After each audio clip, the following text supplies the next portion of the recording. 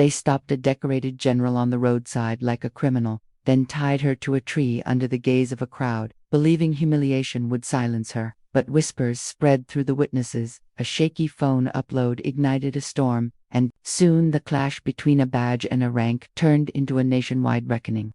As convoys of soldiers thundered through the night, the rope that bound her became the chain that broke live on every screen. In court, poetic justice fell on the abusers, and in history, the scarred tree stood as a monument to a general who rose unbowed, proof that truth cannot be tied. The flashing red and blue lights pierced the night, painting the rural road in an uneasy glow. Amara Lewis slowed her black SUV, her hands steady on the wheel. She wasn't in uniform tonight, just jeans, a plain jacket, hair tied back. To any stranger, she looked like any other black woman driving through a white-dominated town.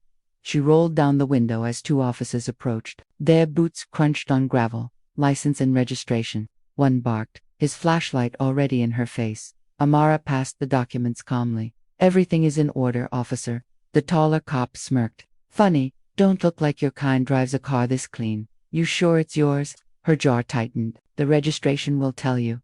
The second officer snorted. Oh, she's got a smart mouth. You from around here? No, Amara replied evenly. Just passing through. That's so. The taller cop leaned closer. Where you headed? Running drugs. Stolen vehicle. She didn't flinch. None of the above. Check the ID. The men glanced at her license but didn't bother running it. Instead, the second officer laughed. Amara Lewis. Never heard of you. What are you? Some teacher, babysitter. Amara's silence was heavy.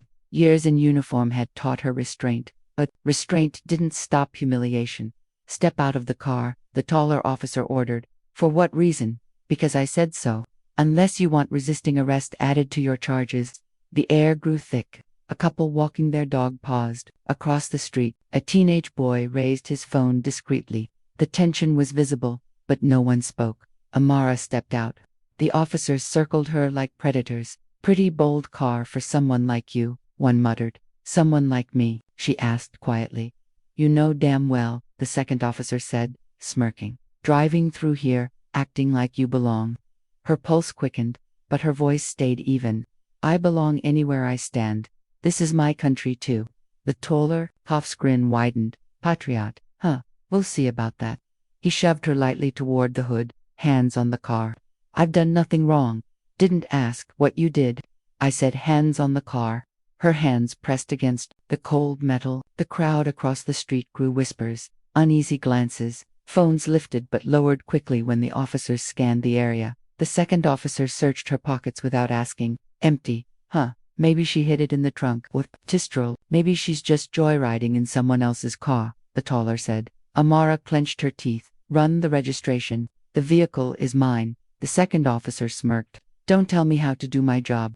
Silence. The kind of silence that screamed louder than words. Amara's voice dropped. Calm but sharp. This will not end the way you think. The taller cop leaned close, almost whispering. Lady, out here, it ends however we say. The night swallowed her dignity, one insult at a time. The whispers in the crowd carried the weight of generations. Fear of speaking up, fear of the badge, fear that nothing would change. And yet, in Amara's stillness, something powerful simmered. Not fear, not surrender, a storm waiting for its moment. The cold bark dug into Amara's back as the rope tightened across her chest. Pull it tighter, the taller cop muttered, yanking the knot until it bit her skin. The second officer laughed. Damn, never thought I'd see the day. A grown woman, tied up like some wild animal. Amara's voice was low, steady. You will regret this. Regret, he chuckled. Lady, the only one regret in anything tonight is you. Should have kept driving. Should have stayed in your lane. Her wrists ached. She tested the rope once, felt its bite, and went still. Restraint, the soldier's discipline, kept her breathing even. Across the road, two men whispered, This ain't right. Don't get involved. They're cops. But look at her. Shut up before they notice you. The taller cop pulled out his phone. Gotta get this on video. Ain't nobody gonna believe it otherwise. The flash burst. Amara flinched, then steadied herself. Smile for the camera. The second officer sneered. Show the world what happens when you mouth off to the law. Her eyes fixed on his, unblinking. You disgrace the badge you wear. He barked a laugh. Badge is power. Sweetheart, power don't need respect. You're wrong, Amara said quietly. Power without respect is weakness. The taller cop whistled mockingly. Hear that? We got ourselves a philosopher. Maybe she should write it down. Oh wait, can't. Hands are a little tied. Both officers cackled. The sound was harsh against the night. A middle-aged woman clutched her daughter's hand nearby. The girl whispered, Mama, why are they doing this? The woman's lips trembled. Because some people think a black woman doesn't deserve respect. But she looks important, the girl said. She is, her mother whispered. But they don't care. Amara shifted, the rope creaking against the tree. You think humiliation makes you strong. The taller officer leaned close, his breath sour. Makes us untouchable. Untouchable men don't hide behind rope and guns, Amara answered. The laughter stopped for a beat. Then the second officer shoved her shoulder. You got a smart mouth, but nobody here's gonna save you. Nobody cares. Her chin lifted. Someone always cares. Maybe not you, maybe not tonight, but the truth comes for everyone. The taller officer grinned again, though the smile was tighter now. Truth don't pay bills. Fear does. And you, he jabbed her forehead with his finger. Your fear on a leash. A teenage boy hiding behind a parked truck whispered into his phone camera.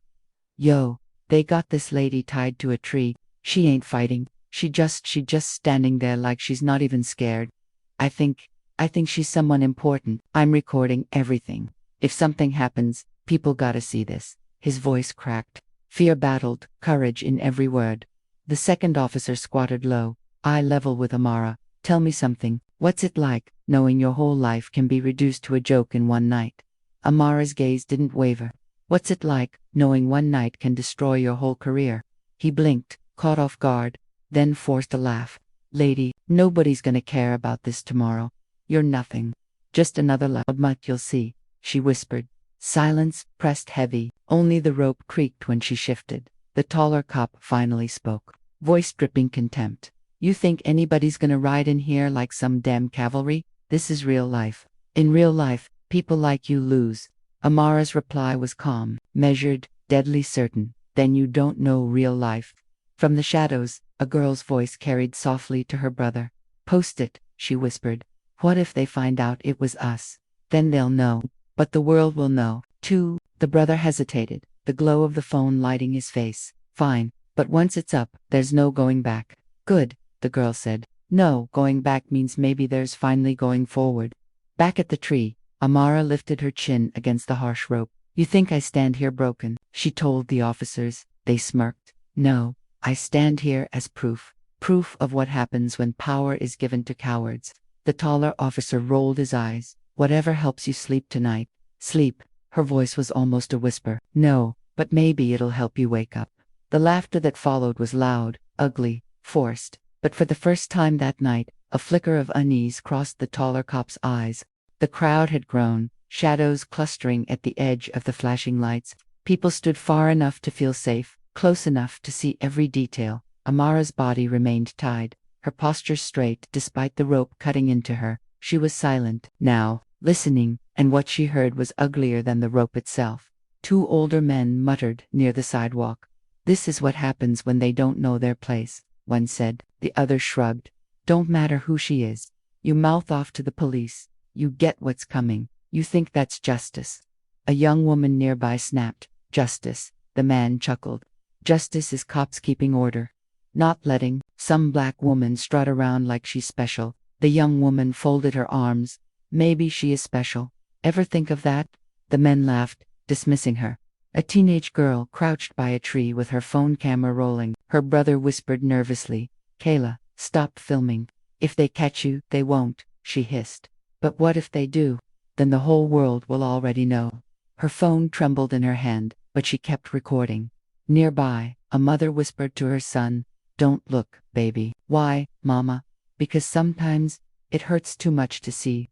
But the boy peeked anyway, eyes wide at the sight of Amara against the tree. She don't look scared, he whispered. No, his mother said softly. She looks strong, that's what scares them. Amara's ears caught every word. Her heart tightened at the girl with the phone, at the child who saw her as strong, at the men who reduced her life to knowing her place. She wanted to speak, to shout, but silence was her weapon now. Silence let their words expose them. The taller cop waved his flashlight toward the crowd. Ain't nothin' to see here. Go on, get moving. Nobody moved. The second officer barked. Louder. You heard him. Back to your homes. This ain't your business. But whispers rippled, soft and sharp. Shouldn't tie a woman like that. She must have done something. Or maybe she didn't. Don't matter. They're cops. They can. Kayla whispered again. Phone's still steady. The way she's just standing there. It's like she knows something's coming. Brother swallowed hard. Like what? Like they picked the wrong person. On the other side of the street, two women argued in hushed voices. She should have just listened. Wouldn't be in this mess. Listened to what? They didn't even run her license. Doesn't matter. When cops talk, you don't question. That's not respect. That's fear. Amara closed her eyes briefly. The words cut like glass, but she forced herself still. She had fought wars overseas, yet here at home, the battlefield was perception. The taller officer noticed her silence and smirked. Finally figured out when to shut up, huh? Amara opened her eyes, steady as steel. No, just listening. Listening to the truth spill out of everyone here, he sneered. And what truth is that? That you don't need rope to bind people. Fear does it better. The crowd stirred. Some nodded quietly. Others turned away, ashamed of their own silence. Kayla's brother whispered again, voice trembling. Do you think she's gonna make it? Kayla didn't answer right away. She zoomed her phone camera closer, capturing Amara's calm face in the harsh light. Yeah, she whispered finally. I think she's stronger than all of them. The cops laughed louder, trying to drown out the murmurs, but their laughter sounded different now, thinner, forced. Amara stood against the tree, silent witness to their fear disguised as arrogance, and though no one in the crowd could name it yet, something had shifted. The whispers were no longer only about her. They were about them. The rope cut deeper into Amara's wrists as she shifted, her voice finally breaking the silence. Untie me. The taller cop smirked. Now she wants favors. This isn't a favor, Amara said steadily. It's an order. That broke them into laughter. The shorter one doubled over, clutching his knee. An order, he wheezed. From who? The tree committee. Amara's eyes narrowed. Slowly, deliberately, she pulled a small leather wallet from her pocket where they'd missed it. Her fingers were stiff, but she managed to flip it open. The golden crest gleamed under the flashing lights. General Amara Levis, she said, her voice low but carrying. United States Army. The crowd gasped. Phones lifted higher. Even Kayla's hands shook as she zoomed closer. The taller cop squinted at the badge. Then, with a snort, he slapped it from her fingers. It landed in the dirt. Nice toy, he sneered. Pick that up at a flea market. Amara's jaw tightened. That badge represents 30 years of service. More honor than you'll ever understand.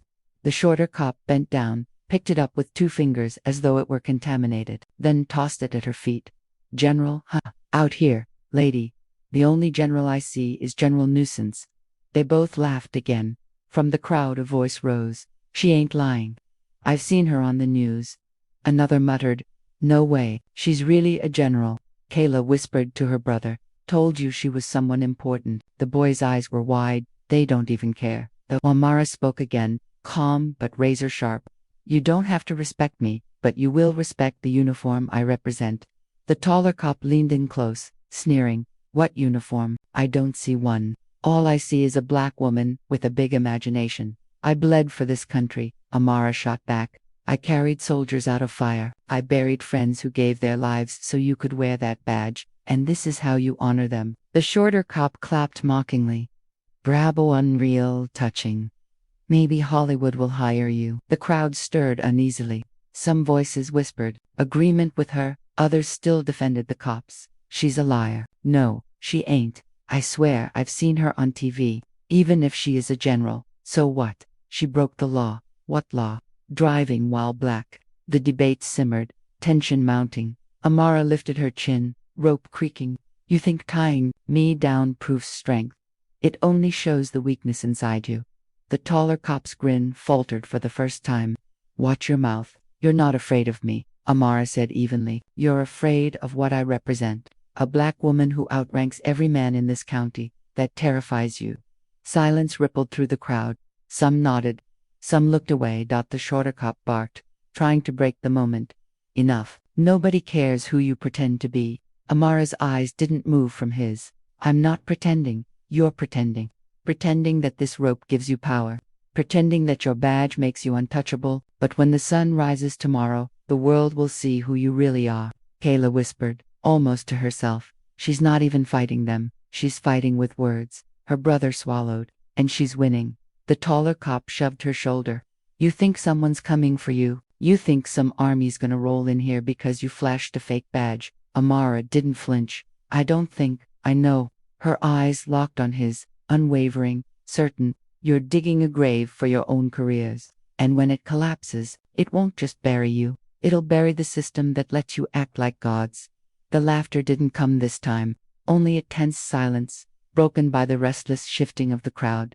And in that silence, the rope seemed thinner, weaker, less like a shackle and more like a countdown. The glow of Kayla's phone screen lit her face as her thumb hovered over the upload button. Her brother whispered urgently, Kayla, don't.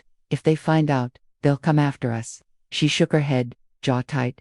If I don't, nobody will believe this. She's a general. Look at her. They're treating her like she's nothing. The video preview showed Amara tied to the tree, rope cutting into her skin, eyes defiant as the cops laughed. Kayla's hand trembled. Once it's up, she whispered, the world can't unsee it. She pressed upload. Across the street, Amara's head lifted slightly. She hadn't heard their words, but she felt the shift, the subtle hum of courage, piercing fear. The taller cop barked at the crowd. Everybody clear out, now, show's over. But no one moved. Phones glowed in the darkness like fireflies. A man in the back muttered to his friend, this gonna blow up. Could been too long, since somebody caught them on camera. You really think it'll change anything? Maybe not tonight, but it's a start. Kayla's brother stared at her phone as notifications buzzed. Kayla, look, it already hit 50 views, 100, 200. Her eyes widened. It's spreading. Meanwhile, Amara's voice cut through the tension. You believe your rope holds me, she said to the cops. But that rope has already slipped from your hands. Every second you stand here, the world is watching. The taller cop snapped, shut up. But Amara didn't. Every word you spit, every laugh you choke on, it's all proof. You thought you could bury me in silence. But silence has turned against you. At that very moment, a laptop pinged in a dim apartment across town. A young veteran squinted at the video his buddy sent him. No way, he whispered. His fingers flew across the keyboard. That's General Lewis. That's our general. He hit share. Soon, veteran groups, military forums, and activist pages lit up with the same video. Outrage flared. Comments flooded in. She fought for this country, and this is how she's treated. Shame on those cops. Tie a general to a tree. Have they lost their damn minds? Back at the roadside, Amara stood taller despite the rope. She couldn't see the storm igniting online, but she felt it in her bones. The second cop laughed, nervously. Look at her face, still acting like she's queen of the world. Amara answered, calm and sharp. No, not queen. Just a soldier who's never learned how to bow. The crowd stirred again. Even those who'd muttered insults earlier now watched her with something closer to respect. Kayla's phone buzzed furiously. 3,000 views, her brother whispered. Comments everywhere. They're tagging news stations. Kayla smiled faintly. Then it's begun. An older woman near the front cupped her hands and shouted, untie her. She's done nothing wrong. The taller cop spun toward her. Back off, lady, or you're next. Gasps rippled through the crowd. A few stepped back, but more phones came up, recording. Amara's eyes narrowed. Threats are the weapon of cowards. The shorter cop sneered. You talk too much, and you hide too much, Amara replied. Behind rope, behind guns, behind lies. But the truth's already running faster than you can chase. In a newsroom miles away, a producer's phone buzzed with the viral clip. She frowned, clicked it, and her jaw dropped. Is this real? She muttered. She shoved the screen toward her colleague. That's Amara Lewis, he said, stunned. Holy hell, get this on air. Back at the roadside, Kayla whispered to her brother. She doesn't even know it yet, but the whole country's watching. Her brother swallowed hard. Then maybe tonight, the whole country will finally care. The rope still bound Amara. The cops still sneered. The crowd still whispered. But the sparks had been lit. And sparks, once free, don't stay sparks for long. Engines rumbled in the distance. faint at first, like thunder rolling over the horizon. The taller cop's head snapped up. You hear that? The shorter one shrugged. Probably just a truck. But the crowd stirred uneasily. Kayla felt the vibration beneath her sneakers. She whispered, "That's not a truck." Amara closed her eyes briefly, listening. The corner of her lips curved. "Your time is running out." The taller cop barked, "Shut it, or I'll." The sound cut him off, a sharp, synchronized blare of military horns. Headlights pierced the night, one pair, then three, then a dozen. Convoy after convoy of armored vehicles and jeeps snaked down the road, their beams flooding the darkness. The crowd gasped, stepping back as the rolling tide of green steel approached. The shorter cop cursed, under his breath. "This ain't good." Kayla's phone buzzed wildly. She glanced down. The live stream now showed over 50,000 viewers. Comments screamed across the screen, "They're coming. Look at those headlights. This is history in the making." She whispered to her brother, "It's happening." They came for her. The vehicle slowed to a halt. Boots hit the pavement in unison. Dozens of soldiers fanned out, faces grim, weapons slung but not raised. Their discipline filled the night with a crushing silence. At their center, a tall colonel stepped forward, eyes locked on the sight before him. General Amara Luis, tied to a tree like a criminal. His jaw clenched. "Untie her now." The taller cop forced a laugh. "We got jurisdiction here. Colonel, back off." The colonel's gaze hardened. "Jurisdiction doesn't cover treason." A murmur rippled through the soldiers. The word treason hung heavy in the air. Amara lifted her head. Her voice carried, quiet but firm. "You see now? Rope can't bind forever. The truth arrives, whether you welcome it or not." The colonel stepped closer, nodding to her. "General, we saw the footage. The entire country's seen it. You're not alone." The taller cop turned toward the soldiers. "Disperse. This is an order." No one moved. The shorter cop whispered nervously, "They're not listening." The colonel's voice rang out, "You disgrace your badge tonight. Step aside, or answer for it." The crowd buzzed with renewed energy. Kayla's brother muttered, "Oh man, this is going down." Kayla whispered back, "No, this is justice walking in." The taller cop's face reddened. He yanked his baton and pointed it at Amara. "She's under arrest." A soldier stepped forward, weapon across his chest, voice sharp, "Drop it, now." The cop froze, eyes darting. Amara spoke again, her tone unshakable. "They thought humiliation would silence me. But humiliation is a mirror. It shows the world who the abuser truly is." The colonel turned to her. "General, with your permission." Amara gave a single nod. That the colonel barked, "Cut her loose." Two soldiers moved swiftly, blades flashing as they severed the ropes. Amara's arms dropped free, bruised and raw. She staggered slightly, but stood tall, rubbing her wrists. The crowd erupted in cheers and shouts. "She's free. Justice." Finally, Kayla whispered, tears in her eyes. "She did it." She stood, eventide. The taller cop backed away, sweating. "You can't do this." We had 'cause." Amara turned toward him, her voice slicing through the night. "Your cause was hate, and hate leaves nothing but ruins." The colonel stepped forward, soldiers tightening formation behind him. "Officers, you are hereby relieved of authority, pending investigation." The shorter cop sputtered, "You don't have that right." The colonel's eyes narrowed. "We do, when the nation's watching." Kayla glanced at her phone again. The live stream had crossed 200,000 viewers. News outlets had joined, broadcasting the scene in real time. Her brother whispered, "They're done." The whole world just saw. Amara turned to the crowd, her voice carrying with measured calm. "Tonight, they tried to break more than a soldier. They tried to break the truth, but truth doesn't shatter. It multiplies. Every one of you holding a phone, every whisper in this crowd, every convoy that rolled in, you carried the truth forward." The crowd roared in response. The soldiers stood in unison, a silent wall of defiance against corruption. The convoys' headlights glared like 1,000 watchful eyes, and for the first time that night, the cops looked small, very small. Satellite vans screeched onto the roadside, cameras hoisted onto shoulders, reporters shoved through the stunned crowd, microphones ready. "Are we live?" One producer barked, "Yes, rolling now." Within seconds, the whole scene blazed across national networks. General Amara Luis, rope burn still raw on her wrist, standing tall before two shaken cops and a wall of soldiers. A reporter shouted the first question, General Lewis, can you tell us what happened here tonight? Amara glanced at the cameras, then at the trembling crowd. Her voice, though hoarse, carried steady. They tied me to a tree because of the color of my skin and the uniform I wear. But what they didn't realize is that the truth always itself. Gasps erupted. The cop's face drained white. The taller officer snarled, "She's lying." She resisted arrest, but his words were drowned by a reporter's sharp follow-up. "Officer, did you just restrain a decorated general with rope, in public?" Dozens of cameras swung toward him. I.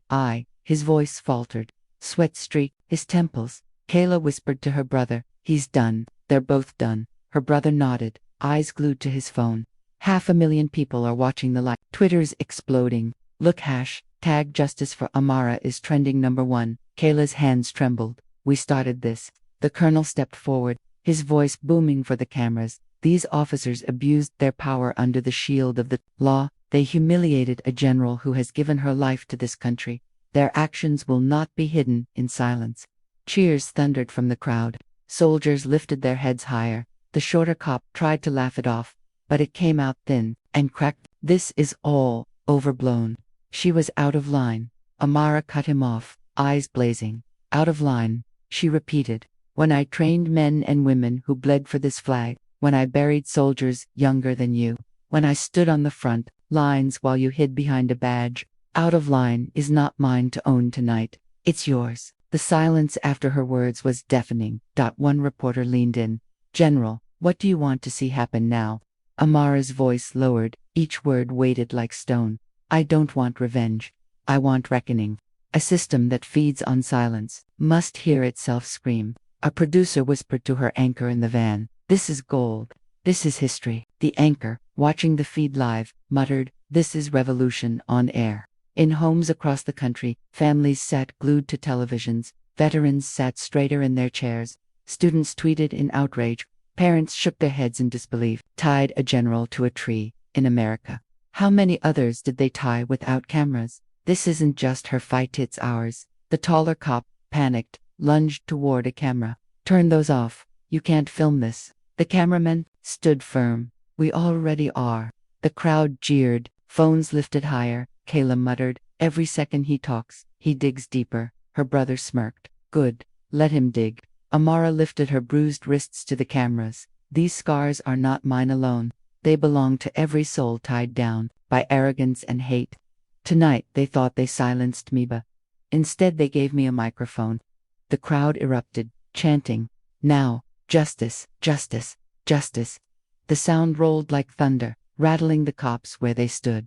The colonel nodded to his men. 2 soldiers stepped forward, clasping the officer's arms. The taller one resisted. "Get your hands off me. I'm the law here." The soldier's grip tightened. "Not tonight." The shorter one begged. "This is a mistake. We were just following orders." Amara's eyes narrowed. So did every coward in history. Kayla live-streamed the whole arrest, her phone vibrating with endless notifications.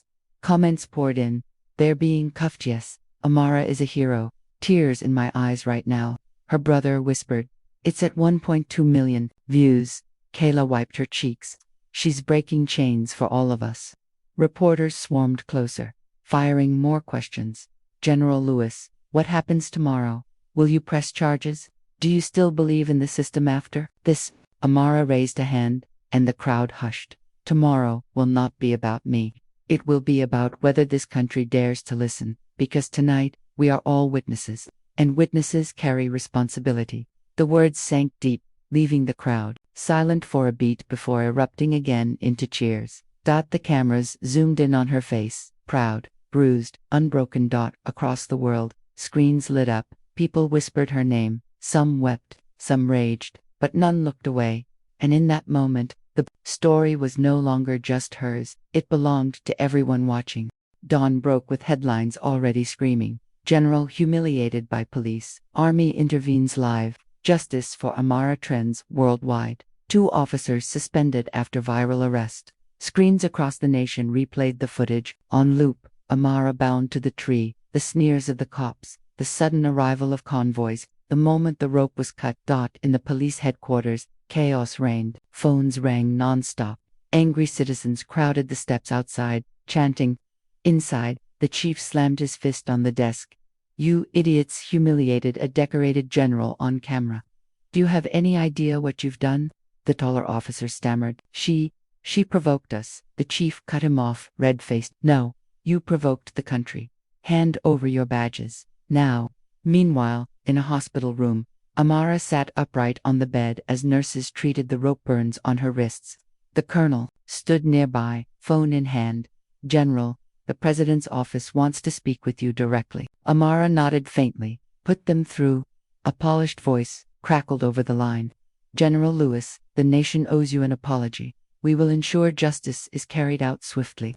And, thank you for standing tall, eventide. Amara's gaze stayed distant. Don't thank me. Thank the people who refused to look away. Kayla watched the news from her living room, phone buzzing endlessly. Their video had passed 10 million views. She whispered to her brother, we didn't just record it. We changed something. Her brother hugged his knees, staring at the screen. Do you think it'll really change? Or just be another story? Until the next one, Kayla swallowed hard. It has to change, because this time, the world saw her face. The trial came swiftly. Cameras flashed as the two disgraced officers were led into court in shackles. Their swagger was gone, their uniforms replaced with prison orange. The prosecutor's voice rang out. These men abused their authority, committing acts of racial humiliation and unlawful restraint against a United States general. Their crime was not only against her, it was against justice itself. Amara testified, her presence commanding the room. They thought a rope could erase my worth, but worth does not bow to cruelty. Every soldier I've led knew one truth: power is nothing without honor. Tonight, honor triumphed. The jury deliberated. Less than 2 hours. Guilty on all counts. The gavel fell. Sentenced to 20 years. Outside crowds cheered. Some held signs. Justice for Amara. No one above the law. Truth cannot be tied. Kayla live-streamed again. Tears on her cheeks. They tried to silence her. Instead, they silenced themselves. That night, Amara stood before a sea of soldiers, her uniform pressed, medals gleaming. The rope marks were still faintly visible, but her stance was unshaken. She spoke not just to them, but to every camera watching live. They tied me to a tree, believing humiliation would strip away dignity. But what they tied was not me, it was the mask of a broken system. And when the mask tore, the world saw its face. The soldiers roared in unison, fists to their hearts. In quiet homes across the country, people whispered. Parents told their children about the general who stood unbowed. Veterans saluted the screen. Students scribbled her name into notebooks, calling her a symbol. The story no longer belonged to her alone. The two cops sat in their cell, heads low. You think people will forget? The shorter one muttered. The taller one shook his head. Not this, not ever. The echoes of the crowd's chants still haunted them. Justice, justice, justice. Poetic justice, the kind that doesn't fade when the cameras turn away. Amara watched the sunset from her balcony that evening. The sky burned gold and crimson, streaked with defiance. She whispered softly, every rope breaks, but truth endures. Her phone buzzed with another notification. Messages from strangers poured in. You gave me courage. You reminded me to stand. They tried to tie you down, but you lifted us all. She closed her eyes, letting the words sink deep. This was bigger than her. It always had been. And as darkness fell, the nation remained awake, not just watching, but remembering. The rope had been cut, but the lesson tied itself into history. The tree still stood by the roadside. Weeks had passed, but the bark still bore faint scars where the rope had bitten in. Tourists, journalists, and schoolchildren came to see it. Some left flowers, others left handwritten notes tucked into the roots. One note read, You stood for us. We will stand for you. Another, May no one else ever be tied here again. Kayla returned often, her phone still buzzing with messages from strangers around the world. She filmed short clips, not for views, but for memory.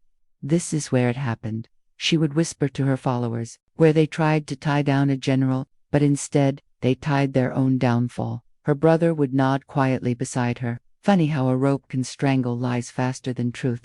In schools, history teachers began including Amara's name alongside civil rights leaders and decorated war heroes. Students studied the footage not just as scandal, but as testimony.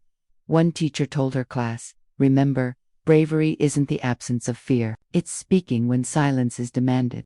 General Amara Lewis taught us that, in real time, the police department saw reforms sweep through like wildfire. Body cameras became mandatory. Training shifted focus from control to respect.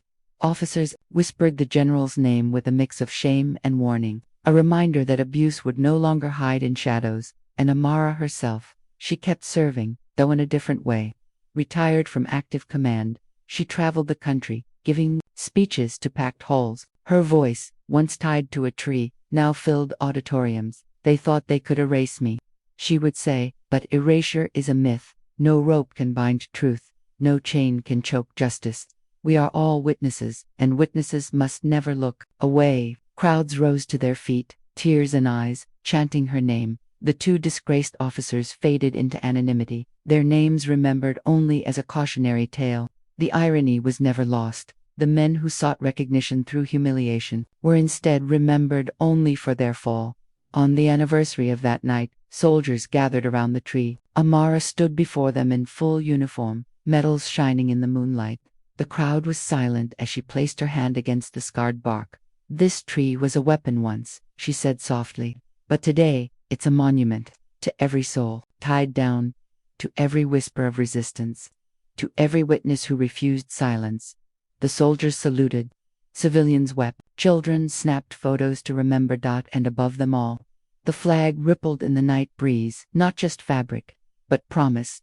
As Amara stepped away, Kayla whispered to her phone for one last recording.